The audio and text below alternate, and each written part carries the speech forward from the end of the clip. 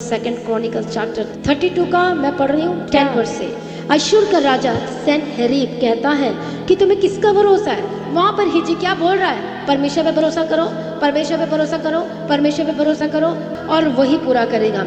अश्शूर का राजा सनहेरीब कहता है कि तुम्हें किसका भरोसा है जिससे कि तुम घिरे हुए यरूशलेम में बैठे हो। क्या हिजकिय्याह तुमसे यह कहकर कि हमारा परमेश्वर यहोवा कोई अश्शूर के राजा के पंजे से बचाएगा तुम्हें नहीं भरमाता। और उसको लग रहा था कि हिजकिय्याह भरमा रहा है, पर असली भरमाने वाला कौन था? सनहेरीब था।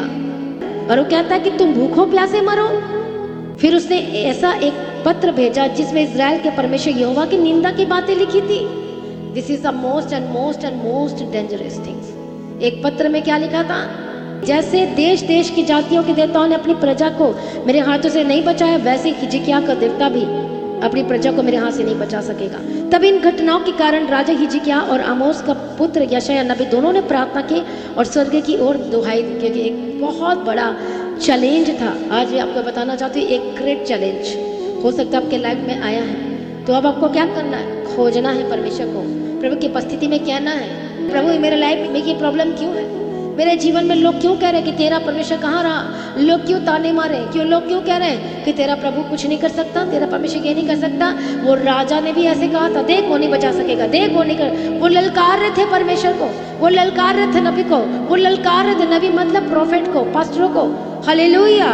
और वो निंदा पत्र लिख, निंदा और निंदा और निंदा और निंदा और निंदा।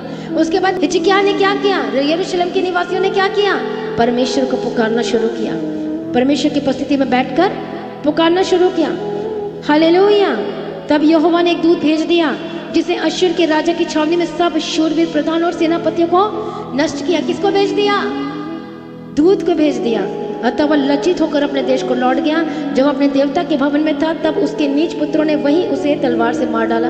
यहोवा ने हिजकिय्याह और यरूशलेम के निवासियों को अश्शूर के राजा सनहेरीब से और उसके सब शत्रु के हाथ से बचाया और चारों ओर उनकी अगुवाई की। कितनी बड़ी बात है, चारों ओर अगुवाई की। कितने लोग चाहते हैं? यदि आप चाहेंगे तब प्रभु आपके जीवन में चारों ओर से अगुवाई करेंगे।